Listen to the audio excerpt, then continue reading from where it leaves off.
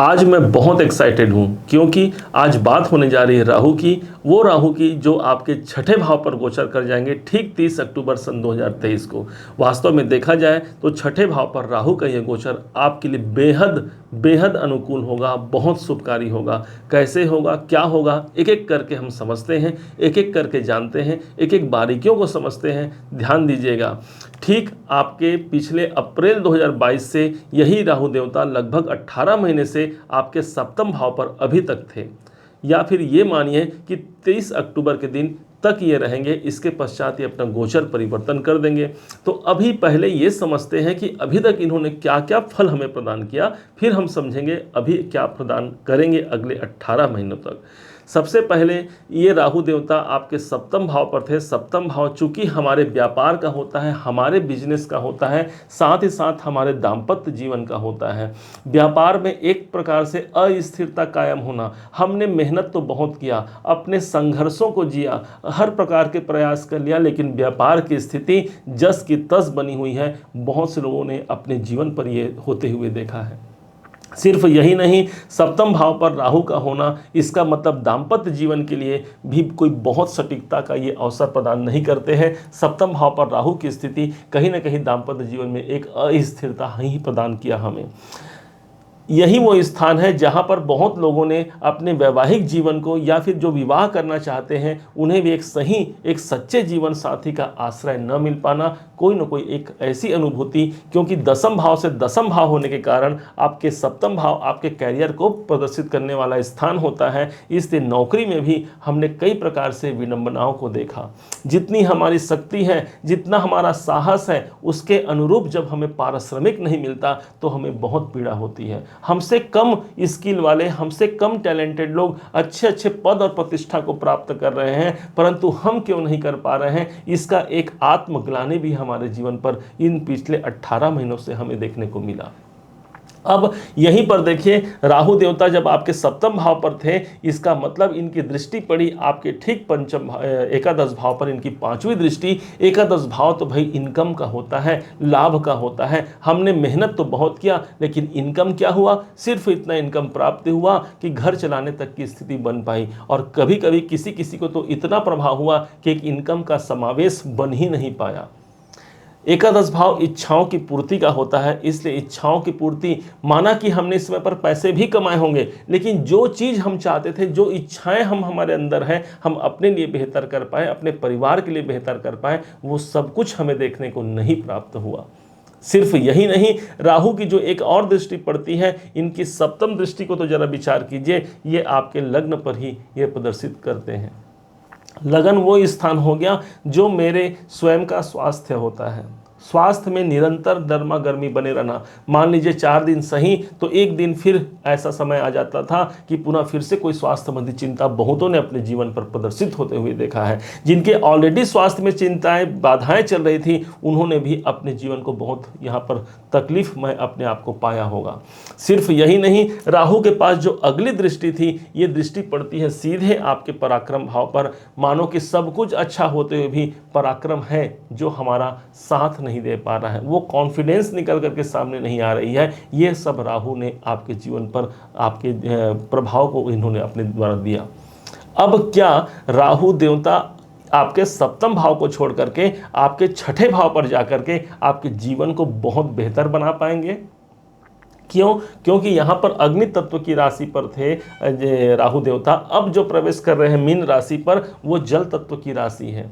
यहाँ पर प्रवेश करके एक ऐसा मुकाम दे सकते हैं आपके जीवन पर जो शायद पिछले 1.5 साल से हमने प्राप्त नहीं किया हो। ध्यान दीजिएगा, ये राहु देवता 566 दिनों तक आपके जीवन में रहेंगे, लगभग 1.5 वर्ष तक। इस 1.5 वर्ष में ये आपके जीवन में छठे भाव पर गोचर करेंगे। इसका मतलब पॉजिटिव प्रभाव देंगे। राहु के गोचर के विषय में ज्योतिष शास्त्र की एक मान्यता है कि राहु जब तीसरे, छठवें, 10वें या 11वें भाव पर होते हैं, बहुत अच्छा रिजल्ट प्रदान करते हैं। तो आपके गोचर में कहाँ हैं? 1, 2, 3, 4, 5, 6 छठवें भाव पर इनका गोचर है। आप इसे लग्न के आधार पर देखें, सटीकता ज़्यादा बैठेगी, अन्यथा आप इसे राशि के अनुसार भी देखेंगे तो सटीकता उतनी ही बैठेगी। छठे भाव पर इनका गोचर, मतलब कि सही स्थान पर इनका गोचर हो गया। अब ये प्रश्न उठता है कि यहाँ पर आकर के क्या अभी हमारे पुराने बाधाओं की निवृत्ति नहीं होगी? हाँ, बिल्कुल होगी। यदि आपने दाम्पत्य जीवन में परेशानी देखा, यदि आपने अपने कार्य क्षेत्र में परेशानी देखा, वहाँ पर निरंतरता की स्थिति बन सकती है। दूसरी ओर यदि इनकम मेरी जो जितना मैंने एफर्ट लगाया, जितना मैंने मेहनत किया, इसके अनुरूप यदि मुझे इनकम नहीं प्राप्त हो रहा था, तो हाँ, वो सब कुछ भी प्राप्त होगा। लग्न पर दृष्टि है, स्वास्थ्य जनित यदि कोई बाधाएं हैं, क्या वो दूर होंगी? हाँ, बिल्कुल होंगी। और इसके बाद क्या मेरा साहस बढ़ेगा, पराक्रम बढ़ेगा? तो हाँ, बिल्कुल बढ़ेगा। राहु देवता ने आपके सप्तम भाव को अगले 18 साल के लिए छोड़ दिया है, ये बात को कभी मत भूलिएगा। इनका गोचर अब जब छठे भाव पर होगा, एडवांटेज देखिए क्या क्या मिल सकते हैं आपको। छठा भाव वो स्थान हो गया जो मेरे नौकरी का होता है, मेरे मेहनत का होता है। तो इस समय पर जो नौकरी पेशा जो लोग हैं, उनके लिए बहुत अनुकूल होगा। उनके नौकरी में एक पद प्रतिष्ठा की वृद्धि हो सकती है, एक सम्मानजनक स्थान उन्हें प्राप्त हो सकता है, क्योंकि राहु देवता इस स्थान पर आकर के 10 गुना की बढ़ोतरी करेंगे। अर्थात आपके जीवन में जो बाधाएं हैं, जो परेशानी है आपके करियर को लेकर के, उनमें एक अच्छा खासा एक संयोग आपके जीवन में देखने को मिल सकता है।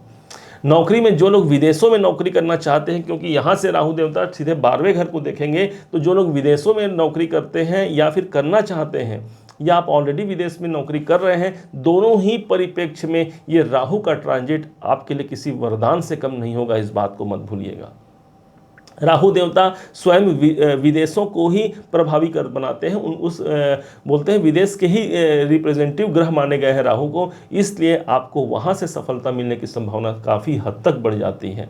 अन्यथा आप अपने देश में नौकरी करते हैं, जॉब करते हैं, और राहु जब 12वें भाव को देखते हैं, परिवर्तन का एक योग बन सकता है। नौकरी भाव पर बैठे हैं, परिवर्तन का एक योग बन सकता है, कोई बदलाव हो सकता है।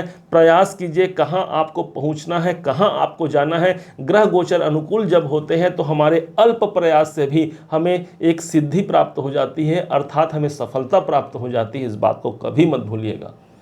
दूसरे ओर आप समझिए, यही वो स्थान हो गया भाई जो मेरे मेहनत का भाव है। मेहनत का प्रतिफल यदि प्राप्त नहीं होना है, तो ये समझिए कि छठे भाव पर राहु है, अब तक जो आपको प्राप्त नहीं हुआ, आप जो मेहनत करेंगे उसके अनुरूप आपको परिणाम अवश्य प्राप्त होगा।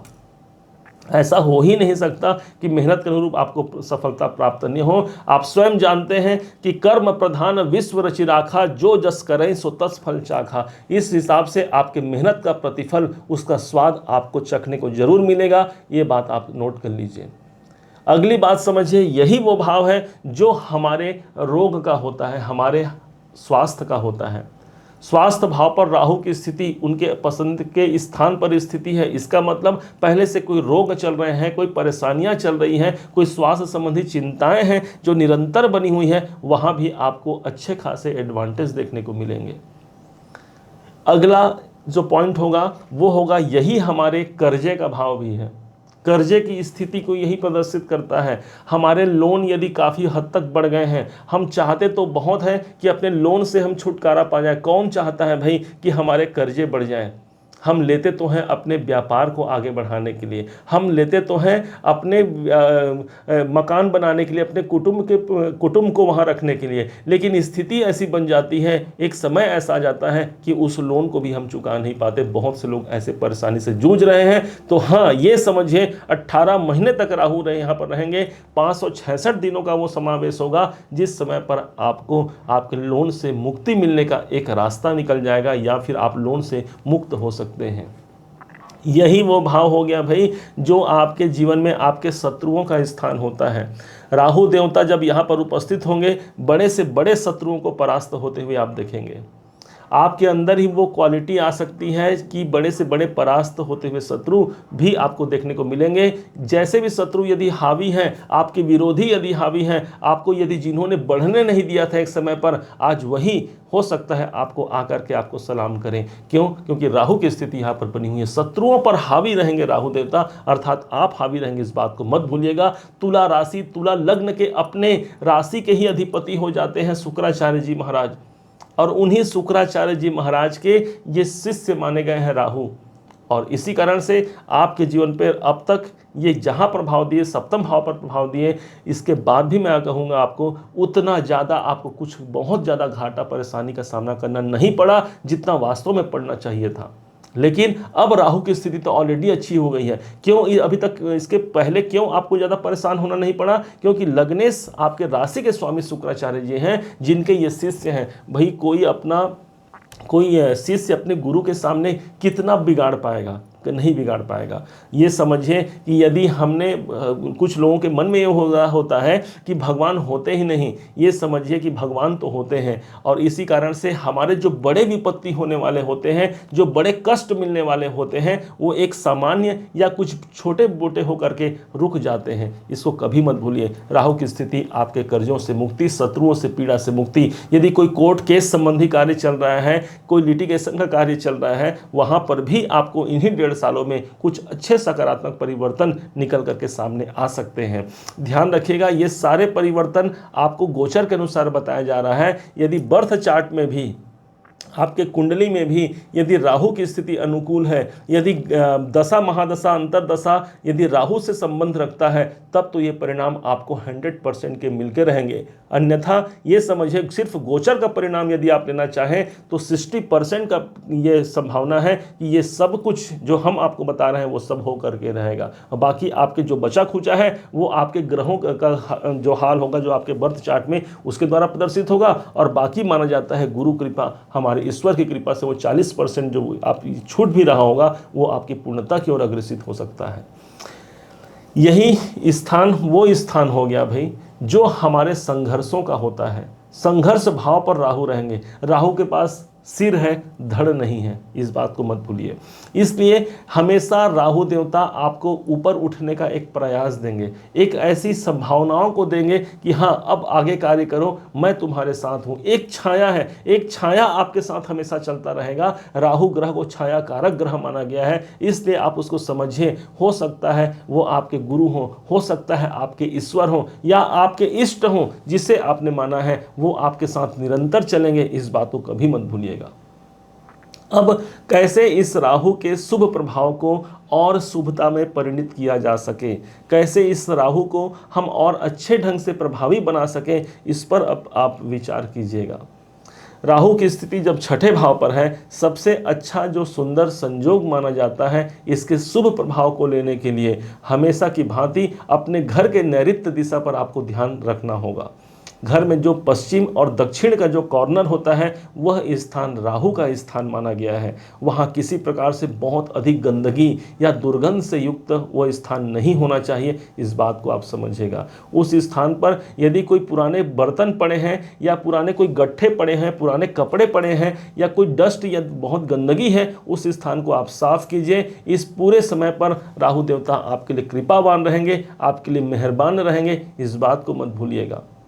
अगली स्थिति होगी, राहु के लिए माना जाता है मंत्र जाप।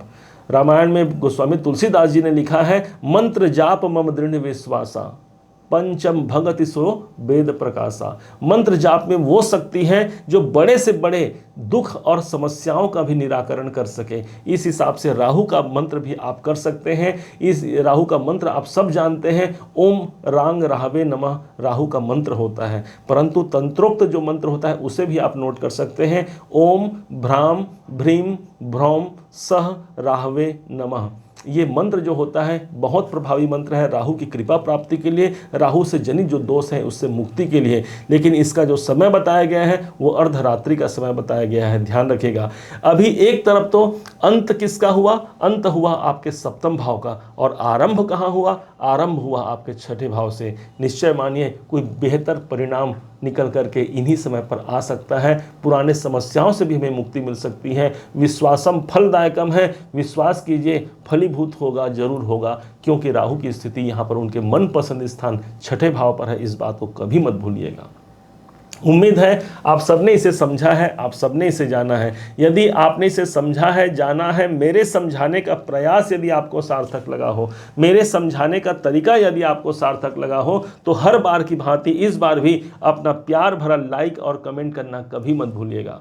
और हाँ, यदि अभी तक आपने चैनल को सब्सक्राइब नहीं किया है, सब्सक्राइब भी कीजिएगा। पुनः एक बार फिर आप सभी का दिवस बहुत मंगलमय हो, इन्हीं शुभकामनाओं के साथ। जय श्री राम।